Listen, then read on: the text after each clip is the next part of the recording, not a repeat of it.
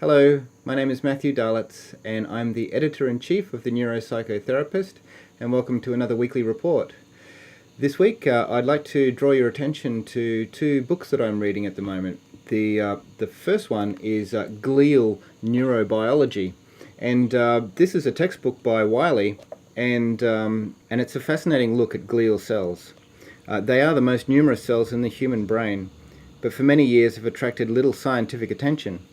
Neurophysiologists concentrated their research efforts instead on neurons and neuronal networks because it was thought that they were the key elements responsible for higher brain function. Recent advances, however, indicate this isn't exactly the case. Not only are astroglial cells the stem elements from which neurons are born, but they also control the development, functional activity, and death of a neuronal circuit. These groundbreaking developments have revolutionized our understanding of the human brain and the complex interrelationships of glial and neuronal networks in health and disease. And if you'd like to discover more about glia and the role that they play in the brain, then I highly recommend this book. Now, another book that I've been reading at the moment is a book by Linda Graham called Bouncing Back. I'll get that in focus here. Bouncing Back. Now, this is a wonderful book. The subtitle here is Rewiring Your Brain for Maximum Resilience and Well-Being. I'll just read from the back cover here. It says, resilience is the ability to face and handle life's challenges, whether everyday disappointments or extraordinary disasters. While resilience is innate in the brain, over time we learn unhelpful patterns which then become fixed in our neural circuitry. But science is now revealing that what previously seemed hardwired can be rewired, and Bouncing Back shows us how. With powerful, time-tested exercises, Linda Graham guides us in rebuilding our core, well-being, and disaster-proofing our brains. This book is exceptionally well written, I believe, and it's written for everyday people, so it's not overly technical. I highly recommend it for therapists who are after some practical exercises for their clients. Linda Graham writes in a very easy to read manner, and this would be a great book to be able to recommend to clients as well.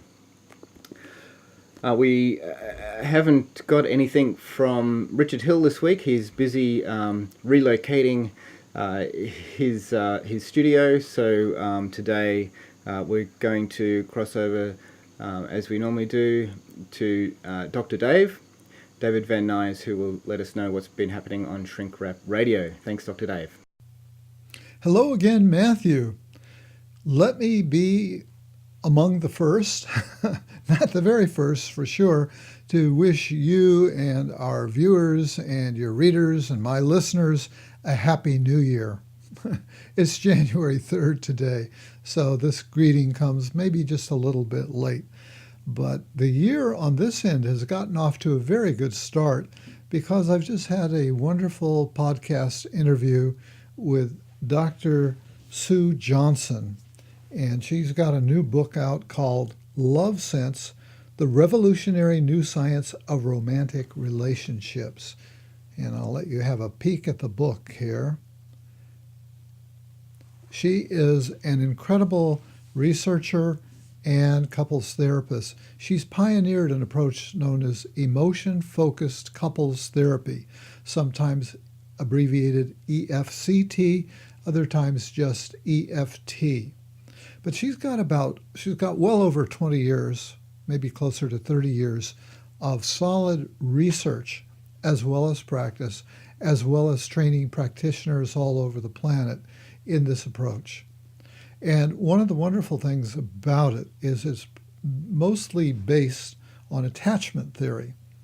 And so there's a wonderful convergence, the same convergence that we've talked about, you and I, and in things that we've been writing and the people that we've been interviewing, this convergence of neuroscience and psychotherapy.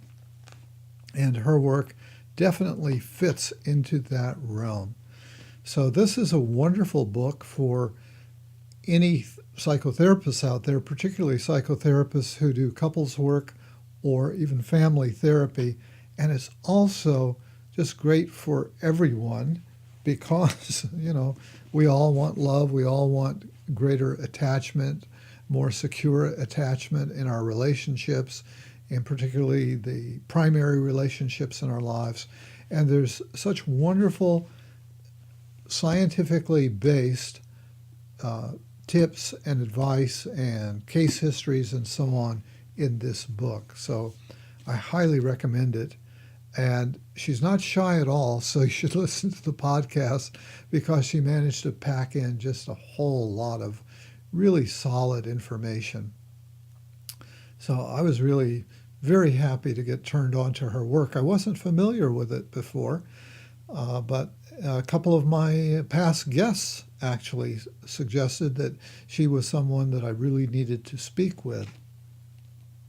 I don't think I've mentioned ever here that we do offer continuing education units credits for professionals who listen to these podcast interviews and then take a brief true-false quiz. They're very easy to take.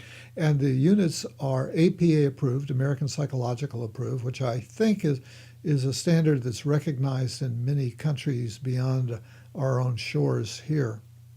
And they're offered through the Zur Institute. So if people will go to my site, shrinkwrapradio.com, and click on the Stores tab, you'll find a link there that will take you to the information. At this point, I probably have over 100 units worth of material, and I've just put up a new course on therapeutic relationships, which this interview will fit right into. Currently, it's a 6-unit course, but once I shoehorn this latest interview into it, it will be a 7-unit course. So with that, I once again will say Happy New Year and turn it back to you. Thanks, Dr. Dave. Well, it's been very brief these last few weekly reports. It is the Christmas period and we've been busy with family and doing other holiday things. We'll have more for you as we get into the year. But for the time being, that's it, and I'll talk to you again next week. Thank you.